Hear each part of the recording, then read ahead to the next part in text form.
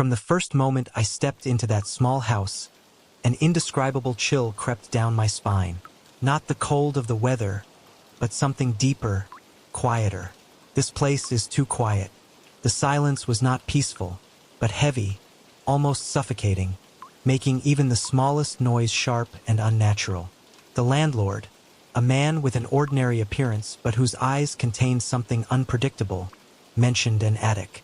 When I curiously asked why it was locked, he just shrugged nonchalantly, muttering that it had been a long time since anyone had opened it. "It's just an old attic," he said. But the way he avoided my eyes and quickly changed the subject planted a vague suspicion in my heart. At that moment, a strange determination arose in me. I had to know what was hidden behind that locked door. The day I moved in, the air was still heavy with that silence. I struggled to drag cardboard boxes and a few small pieces of furniture inside. The house is quite modest. 1 bedroom, 1 bathroom, and a small living room adjacent to the kitchen. Everything is tinged with time. The walls were patchy with old paint, and a few crow's feet cracks ran close to the ceiling like dry blood vessels. A single window in the living room, looking out onto the deserted street outside, only seemed to add to the feeling of isolation. Standing in the middle of the living room, my eyes suddenly turned to the ceiling. There faintly appeared the outline of a trapdoor leading to the attic. It is not simply a door, but a sealed mystery. A large, antique padlock dangled from an old metal latch. The entire surface of the lock and latch was covered with a thick layer of rust, reddish-brown like dried blood, evidence of neglect and long periods of being left untouched. I tried reaching up, grabbing it and pulling gently. The door did not budge, as stiff as a stone. That night, after arranging most of my belongings, I lay down on the small sofa. A feeling of fatigue invaded my body, but my mind kept spinning. My eyes were unconsciously glued to the silent attic door high above. The landlord's evasive attitude kept lingering in my mind. Why lock a simple attic? If it only contains old, worthless items, then why bother sealing it up so carefully? What is he hiding? I tried to distract myself by turning on the TV, but the sound from the box seemed to only serve as a backdrop to the eerie silence of the house. Every few seconds, my eyes glanced up toward the trapdoor. Finally, exhausted and uneasy, I fell asleep right in the living room, with the TV whispering at the lowest volume. The next morning, curiosity overcame fatigue and initial shyness. I couldn't get rid of the thought of that mysterious attic anymore. I decided to take action. I walked to the local hardware store, about 5 blocks from home. It was a hot summer day, the sun shining harshly on the cracked sidewalk. I remember sweating profusely as I walked through the seemingly old, somewhat run-down neighborhood with faded signs and peeling paint on the walls of houses. But strangely, that old look has something quiet, almost inviting, different from the noise where I used to live.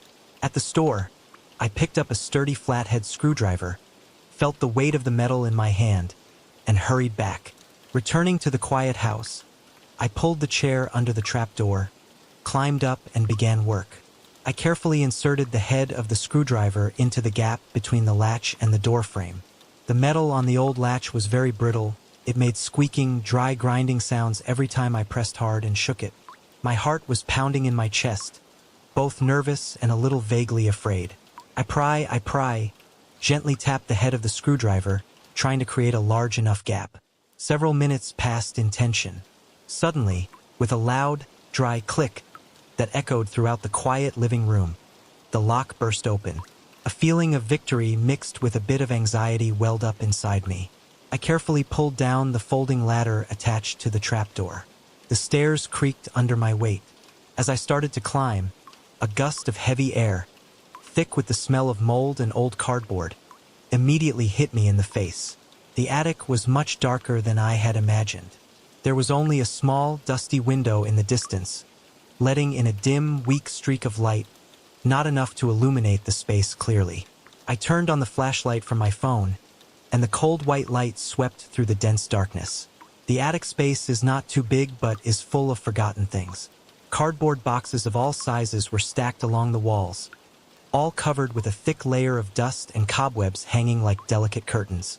Dust floated in the air every time I moved, creating magical streaks of light in the flashlight beam. The beams on the ceiling were quite low, forcing me to bend over when walking.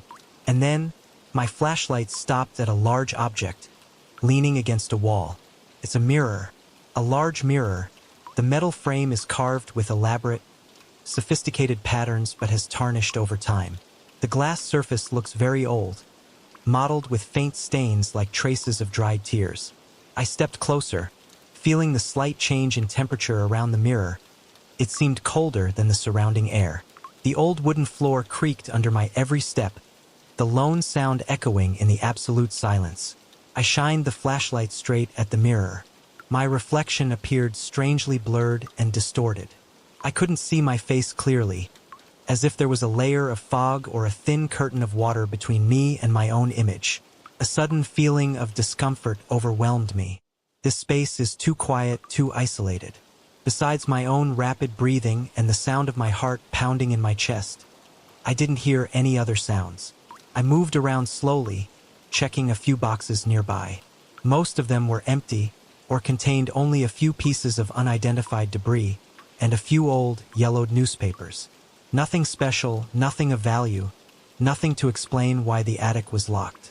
After a few minutes of fruitless searching in the stuffy atmosphere and a growing sense of uneasiness, I decided to leave. I carefully climbed down, folded the ladder, and pushed the hatch back into place.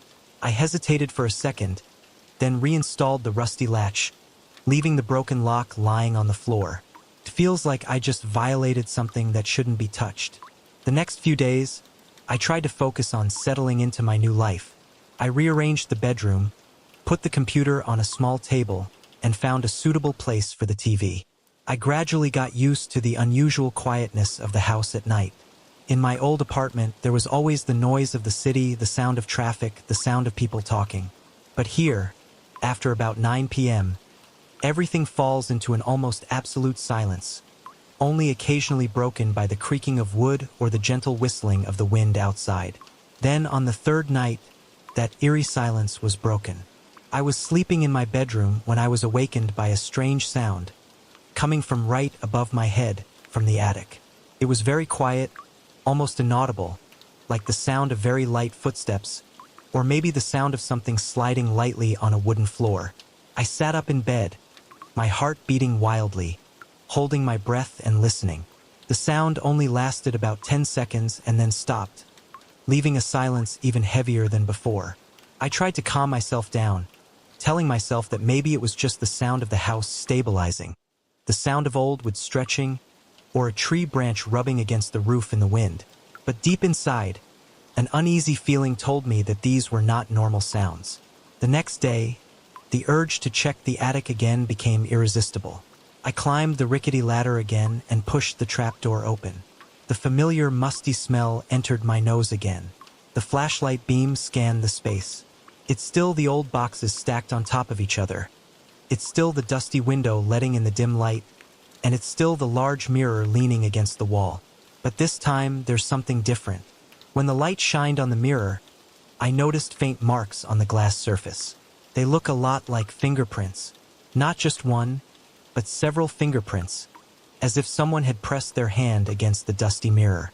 My first thought was that maybe I accidentally touched it the last time I was up here. I found an old rag nearby and carefully wiped the glass surface. The faint traces disappeared, leaving only more patchy dust streaks. I looked around carefully again, trying to find any signs of anything out of the ordinary, but there was nothing. Everything remains the same. I locked the door again, feeling confused and a little vaguely afraid. But the noises didn't stop there. They appear randomly without any rules. Sometimes it's late at night, sometimes it's early in the morning. The sound of light footsteps in the attic, a soft rattle, the sound of something being dragged a short distance. Every time I hear it, I jump out of bed in surprise, turn on the light, eyes glued to the ceiling, heart pounding in my chest, cold sweat breaking out on my forehead. I told myself to stay calm and go check it out. But every time I mustered up the courage to climb up to the attic, it was completely empty and silent. There were no new footprints, no signs of disturbance, No clues to explain the strange sounds. The first weekend passed in a lack of sleep and constant stress. I became sensitive to every little noise. My shoulders were always tense, and my stomach was often churning with anxiety. One morning, after a particularly restless night of vague noises coming from the attic, I decided to investigate further. I climbed the ladder again, feeling increasingly uneasy. The flashlight beam from my phone swept toward the mirror again, and this time my heart stopped beating. On the dusty glass surface, new traces appeared. Not as blurry as last time, but much clearer. They looked like two complete handprints, pressed firmly into the center of the mirror. The shape of the fingers was almost perfect, and I could clearly see where the thick layer of dust had been pushed aside, revealing the darker glass surface underneath. A stream of cold air ran down my spine.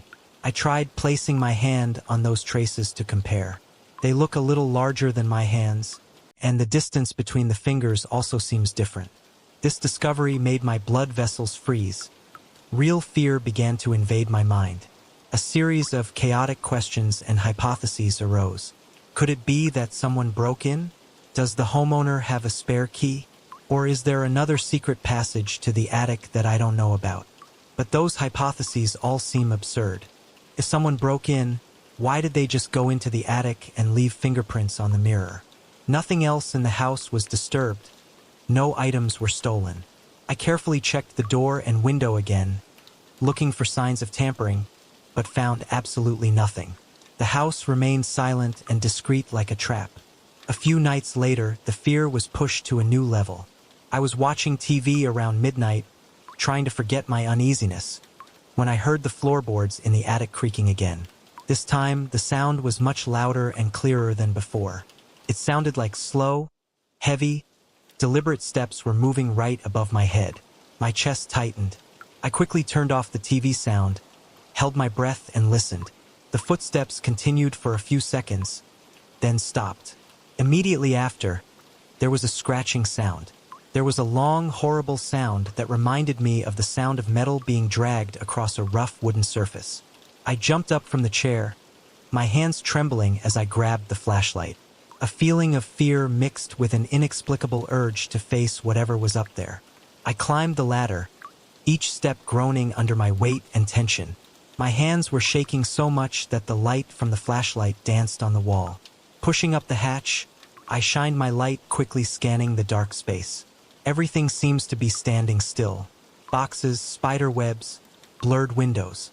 I cautiously entered the attic, walking towards the mirror. When the light shined on it, I saw my reflection strangely dim. It wasn't just opaque from dust, but as if the glass was warped, or a thick layer of fog was covering it from the inside. My breathing became shallow and rapid. The sound of my heartbeat echoed in my ears. I tried to gently touch the mirror's surface, expecting it to shake or move, but it remained still, cold and solid. At that moment, I heard a loud, sudden thump from behind me. I jumped back, pointing my flashlight at the boxes stacked up in the far corner. Nothing moves. But that sound was very real. It came from near the stairs leading down. I quickly ran to check, shining the light into every corner. The attic was completely empty. My stomach tightened. A cold feeling ran through my body. Unable to bear it any longer, I hurried back to the hatch, climbed down and slammed it shut. This time, I not only installed the latch, but also found a small metal bar nearby and pushed it across the latch to reinforce it, as if that could stop the invisible thing. My whole body trembled. I spent the rest of that night sitting on the sofa, lights on, eyes never leaving the ceiling. My eyes burned from exhaustion, but my mind couldn't relax. Fear and confusion linger around. In the following days, I became obsessed. I was determined to find an explanation. I scoured every square inch of the house, looking for secret doors, hidden spaces, anything that could lead to the attic. But I didn't find anything. I started staying up later, turning off all the lights and sitting in the dark, straining my ears to listen. The sounds still come and go, sometimes faint as a whisper, other times terrifyingly clear, but always unpredictable. My mind started playing tricks. I wondered if I was imagining things. But the feeling of fear is so real. One evening, I decided to try recording the sounds from the attic. I placed my phone on the living room chair and turned it on recording mode before trying to go to sleep. Around 3 a.m., I was awakened again by familiar footsteps above. My chest tightened again, but this time I tried not to move. I forced myself to lie still, letting my phone record everything. The sound lasted about a minute, then stopped. The next day, I nervously listened to the recording again. Against the quiet background of the house, I clearly heard the slight creak of the wooden floor, and then a prolonged scratching sound. It doesn't sound like the natural stretching sound of the house. The sound seemed too certain, too deliberate. The hair on my body stood up.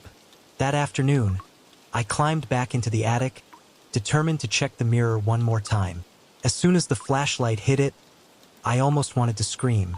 New fingerprints appeared again, but this time they were clearer and scarier than ever.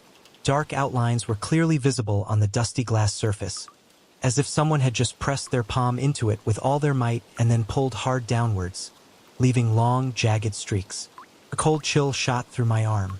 I tried wiping them off again, but this time, they left a faint residue behind, as if they had eaten into the glass. The mirror felt colder than usual when I touched it. A bold thought occurred to me. I would move it. I want to see if there's anything hidden behind it. I tried to lift it, but it was much heavier than it looked.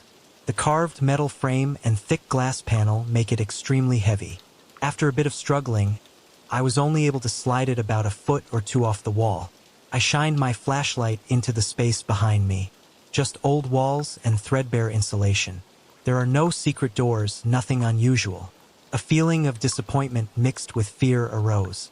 That night, I couldn't sleep at all. I lay awake in bed, closing my eyes, and the image of those horrible handprints appeared again. My body was as tense as a guitar string, and I found it difficult to breathe.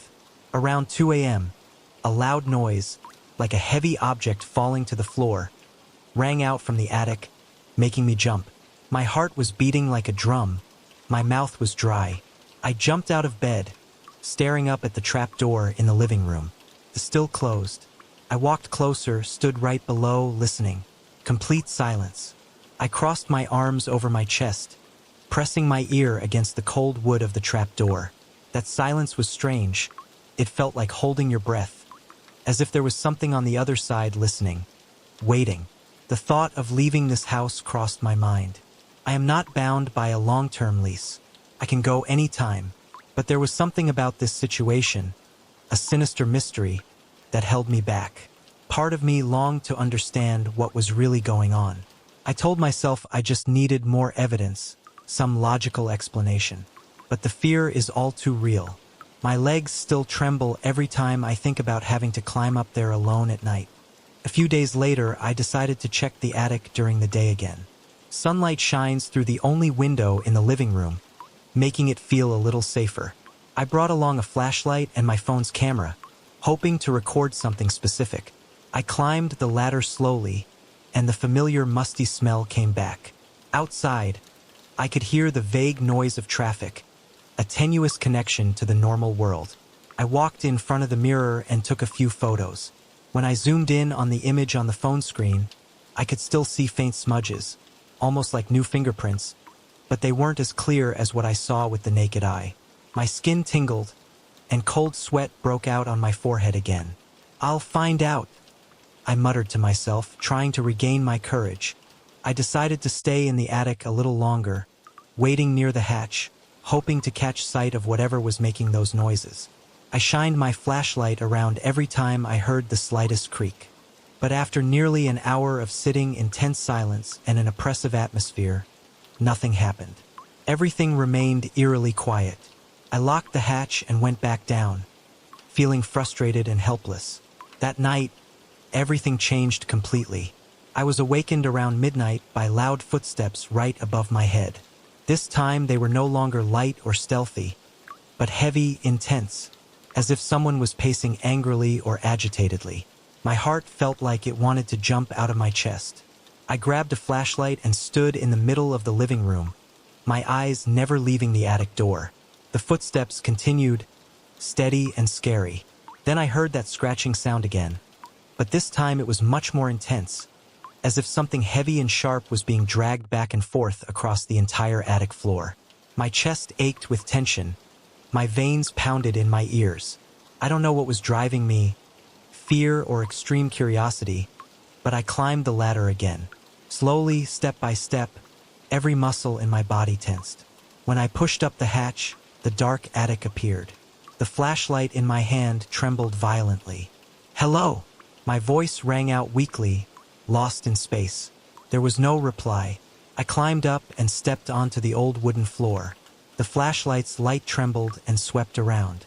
Nothing moves. Then the beam of light shines straight into the mirror. My stomach felt like it was falling to the floor. Right in the middle of the mirror, two large handprints appeared clearly. They looked fresh and bright against the dust, as if someone had pressed them hard just seconds before. The surrounding dust was disturbed, and the outlines of the fingerprints were perfectly imprinted. My mind was spinning. There's no one else in this attic. I'm completely alone. My skin felt like it was crawling with fear. I took a step closer to the mirror, sweat running down my temples. The air in the attic seems thicker and staler than ever. My flashlight suddenly flashed for a moment and then went out. My heart almost stopped beating. I lightly tapped on it in panic, and luckily the light turned on again.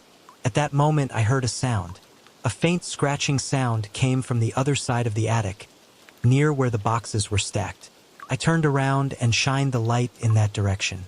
The boxes still stood motionless, but the noise continued for a few more seconds before stopping completely. I tried to breathe slowly, regaining composure. I walked across the attic, carefully checking among the stacks of boxes. There was no sign of anything, no rat, no trace. My nerves felt like they were about to explode. I know I can't stay up here another second. I hurried back to the hatch, almost falling down the ladder. I slammed the door shut, installed the latch and the metal reinforcement bar. My whole body is still shaking uncontrollably. It's been almost 2 weeks since I moved in. I still hear those noises, though not as often as before. The mirror still shows new fingerprints from time to time every time I work up the courage to check. I took a photo of them, but in the photo they just look like normal smudges on old glass. I have no concrete evidence to prove that something, some presence, is haunting this attic. My sleep became a luxury. I knew I was about to face the landlord. I need answers. A part of me still wants to continue investigating, wants to reveal the mystery. But another part, the rational part, is screaming in fear, just wanting to run away from this place as far as possible. But I'm not leaving, at least not until I figure out what the hell is going on in that attic. There was something about this place, a ghostly attraction, that wouldn't let me rest in peace. Until the mystery is solved, I know I will continue to climb those rickety stairs, my heart beating wildly in my chest, my hand clutching the flashlight, and pushing open that heavy trapdoor, not knowing what is waiting for me on the other side of the darkness. The fear is still there, but the obsession is stronger. I can't ignore it anymore.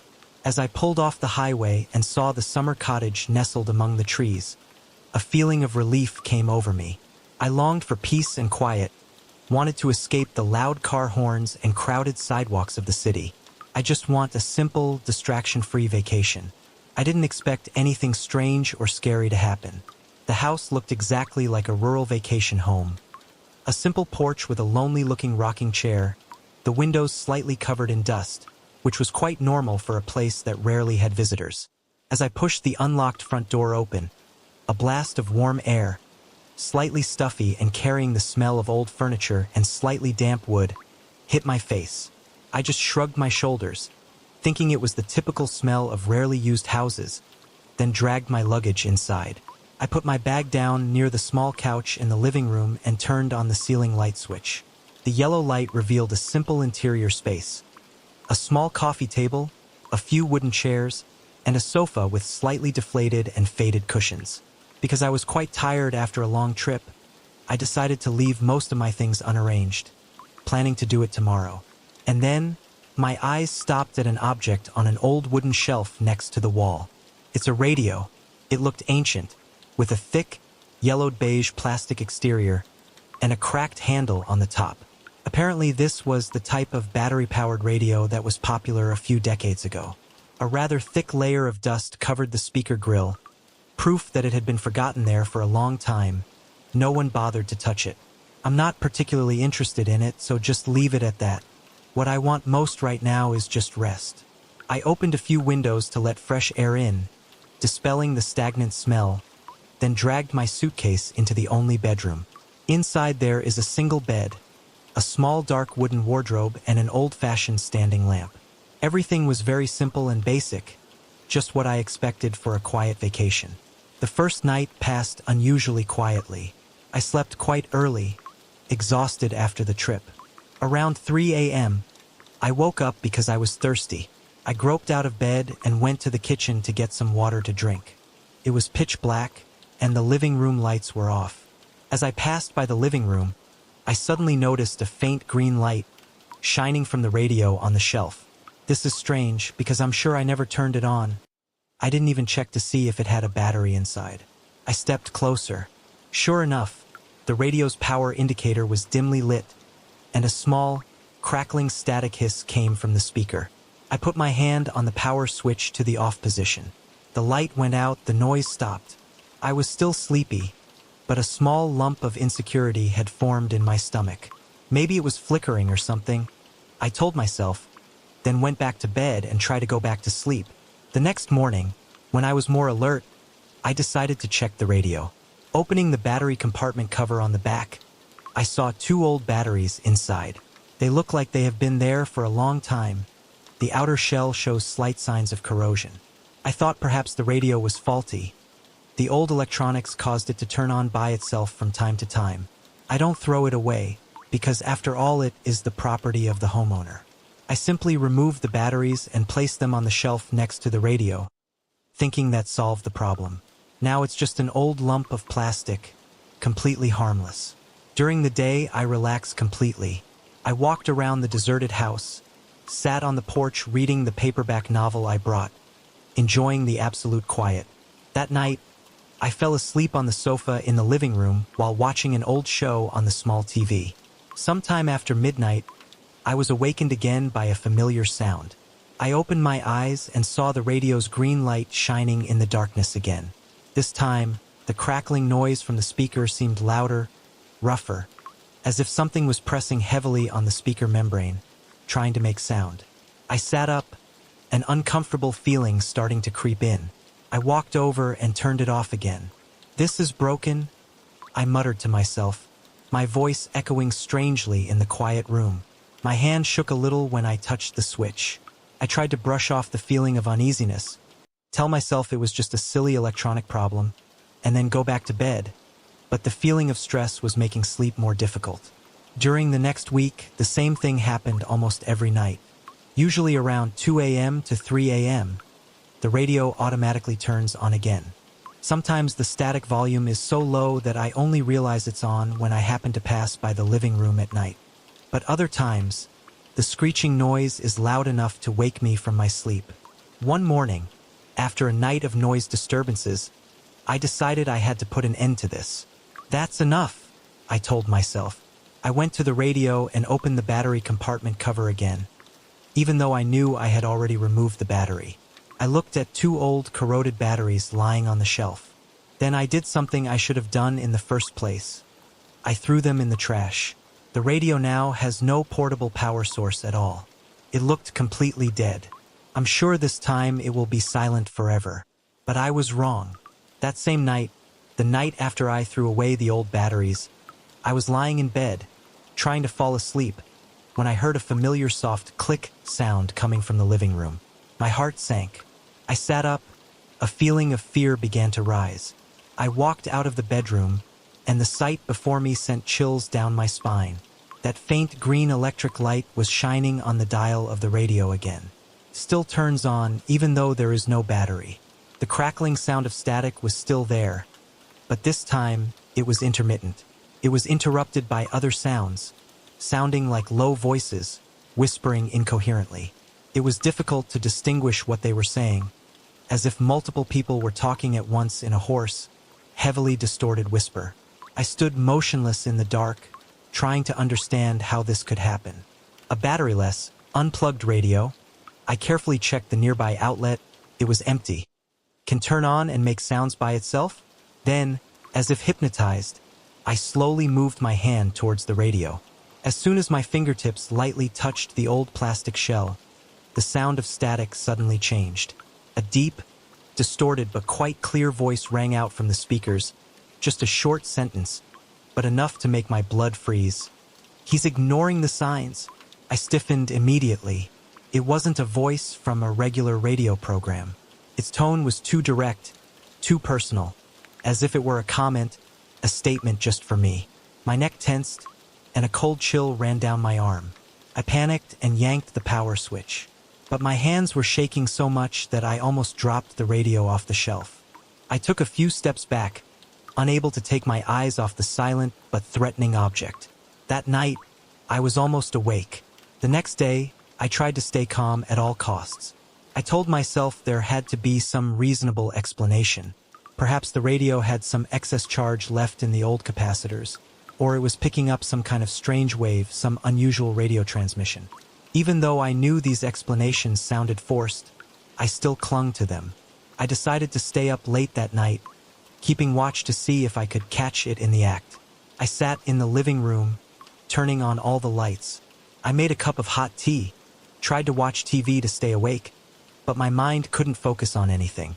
My eyes kept glancing towards the silent radio on the shelf. Every little creak of the house made me jump. Around 2:30 a.m., sleepiness began to creep in. My eyelids are heavy. My mind is drowsy. I nodded a few times. Suddenly, I was awakened by a very light scratching sound. I stared at the radio. The frequency indicator on the dial, even though no one was touching it, was slowly moving a little to the right. I held my breath and leaned forward, not taking my eyes off the dial. The needle slipped again. Then the green power indicator light turns on.